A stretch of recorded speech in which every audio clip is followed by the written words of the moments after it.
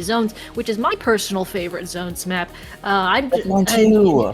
I know that I talked about, oh, I don't like the checkpoint or the choke points, and then I'm like, oh, I like Umami, and it is like, it has the choke point of all time. But there's really something about it that it's a lot of fun running around and switching my focus between the two zones. There's one shot on the, oh, Heavy Splatling! Heavy Oh my gosh, Mark, Splatling! you're so based! I love Heavy Splatling. When you watch this VOD back, I want you to know you're the most based person here because I absolutely love Jelly Squids and their Heavy Splatling. But yes, one shot on that custom leader scope as well. So interesting there. The cooler weapon of choice being that Tri Nouveau, not something you see very often either.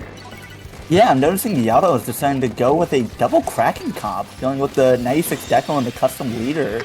Really interesting decision, especially on zones. You don't think Kraken would really be that strong, but we do see NATO right here getting a great pick on one shot right there with that Zipcaster Octobrush. Gonna have to recall, but Jelly Squids is gonna take control of the zone for the first 30 seconds. Yeah, we've got Callie here. I believe that is Pink Puppy Pastry on the Ink Brush. Like I said earlier, they're going to likely camp that jump there. Overall, we've got two down on the side, well, of both teams with the Tri-Slosher just now respawning. Ace here on that with a Kraken at the ready, looking for some sort of opportunity. I think it was just going to push up onto the stack here, use the wall to their advantage. Such an important tool on this 96 Gal. There is the Kraken. They're going to go for NATO here. Are they going to be able to get the pick? Even if that really is displacing NATO onto that alleyway, likely calling that out for another player to take care of. Yeah, we see Kelly with that Ink Brush going for the backside of the Frozen Pro is going to get that pick as well. Yaotl is just pushing down those points, going through all the way to the 50s. We do see one shot here with that scary leader immediately getting a pick right there. Very great pick by one shot. Seeing if they can get another. Not going to be able to get a pick up there yet, but Yaotl is taking very good control of the zone. They're already down to 20 points. If they can hold on for just a little bit longer, they can take game one very quickly. Yeah, Diamond out with the Kraken to the Kraken. We have the Zipcaster coming out here. The zone does not flip, though it does get neutralized with 3 going down there at the end for Jelly Squids. It is Yaotl that is going to take our first game. I would say they seem very, very dominant that game, having control of the zone for the majority of it.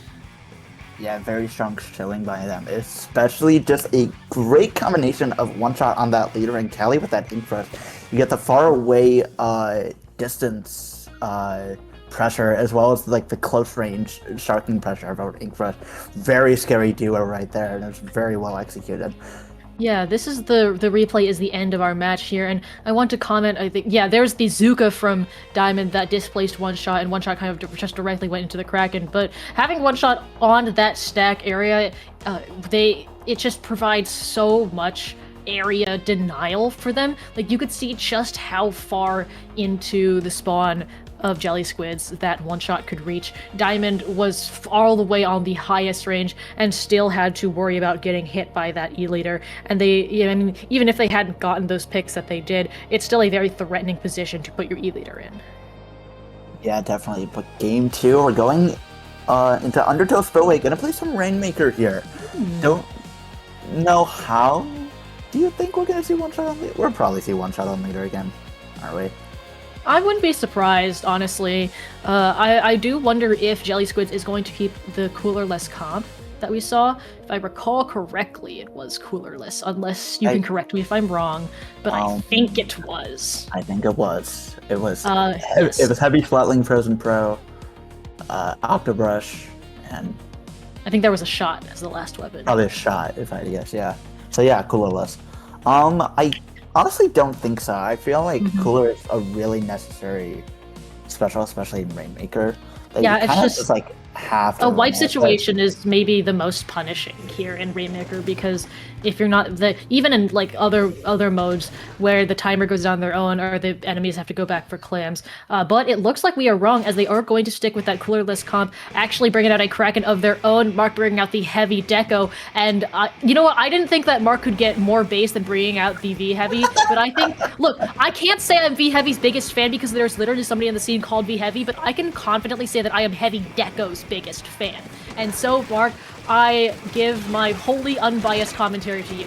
Anyway, we see Ace get a great pick here on NATO with 2 down on the side of Jelly Squids. It is Yaotl that is going to pick up the Rainmaker first, heading for that left checkpoint. 3 of them all grouped together, and the cooler beautifully placed for them all to pick that up. An unfortunate death to the bomb there. One shot getting the mid-air pick on NATO. A real stylish shot there. It does go down, but the Tri-Slosher is going to quickly pick that up and continue where they left off. Ace is going to go around here, maybe popping that Kraken? Yes, they are with 2 down. They're going to try and get a pick here on NATO, but a little bit too far back, and Mark going to pick up that Rainmaker and bring it off out of that threatening position. We're chilling, or if we're not, just chilling. It's a little stuck in that corner right now, actually.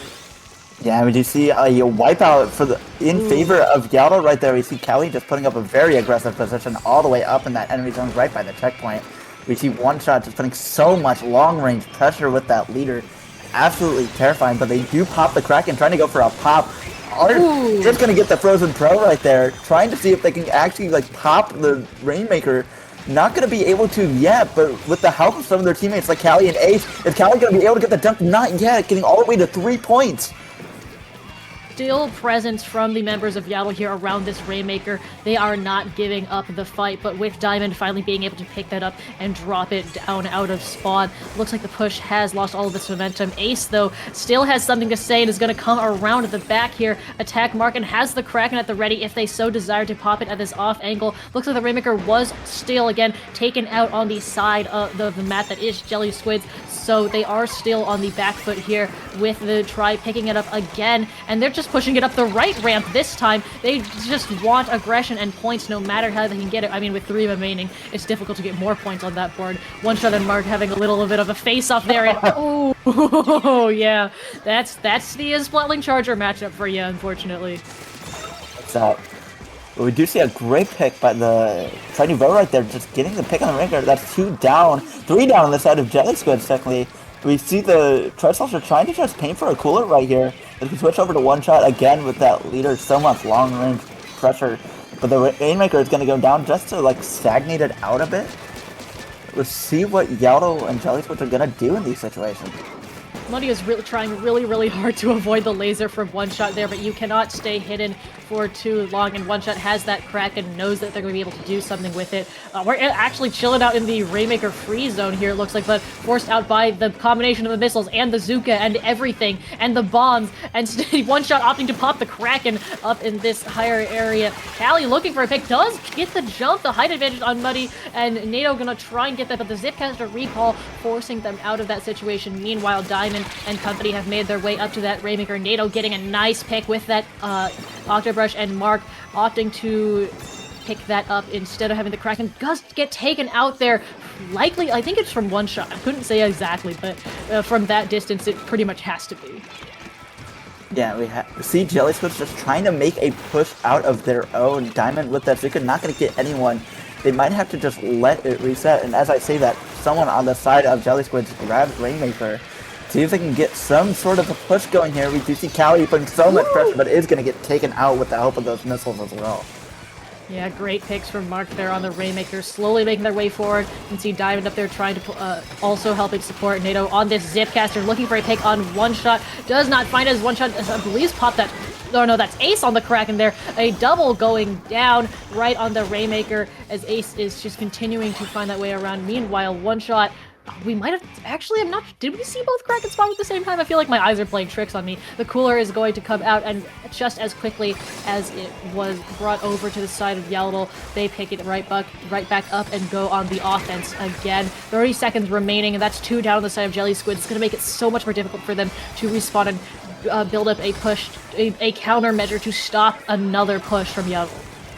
Yeah, technically Yaotl doesn't even have to push up this far. They're just deciding to do it for the love of the game. Muddy with the Frozen Pro trying to get a pick right there on Callie. Not going to be able to. Seeing if they can put pressure on that Rainmaker. Not going to be able to. Mark with that Kraken. Are they going to be able to get the pick? No, it gets stopped. But they do eventually get the pick, so they force an overtime situation. We will see overtime here. One Shot doing something not very characteristic of a leader there. Okay, taken out Diamond before going the special for the Rainmaker, and of course that Rainmaker is a powerful weapon, but it's difficult in overtime. We do still, losing NATO on that Octo Brush makes it so much more difficult. The whales come out that they now have to avoid, and One Shot has their eye on that leader. The laser inescapable. It does go down to Callie there on the Ink Brush, and despite a valiant effort, overtime ends in favor of Yaotl. Yeah, very interesting decision to go for more points by Yaotl. They already went all the way to 3 remaining at the start of the game. Going for more in that situation instead of playing defense? Arguably, they were playing defense. I mean, they didn't go up as far as they could have. I do agree that they maybe went a bit farther than I'm used to seeing, especially with, the usual strategy in the last 30 or so seconds of Rainmaker to just be pick up the Rainmaker and hold it. But maybe they just got a little greedy and wanted that knockout. Either way, it did give Jelly Squids an opportunity to have this overtime push that we see here, but they really just got kind of stuck, and in the end, Callie was able to get the jump on them and come up from behind. Yeah, very great showing by Yaotl. Very great job by Jelly Squids to put up a fight there, but we are sadly not going to be going to see Umami ruin Slapstones. No! Unfortunate. I'm really sad about it. I'm sad about that, but hey, Jelly Squids, you guys are wonderful in my heart. I love you guys, and that's definitely not because of the heavy deco. It is, but also I can't a guy like a team, man. I've seen Jelly Squids around all the time, and I think they're great. And just because they have a super base Splatling player, that just helps their case, I'm not gonna give Mark all the love. Of course, all the other members of Jelly Squids had great showings too. I just, I see a Splatling, I go neuron activation, but... Fair enough.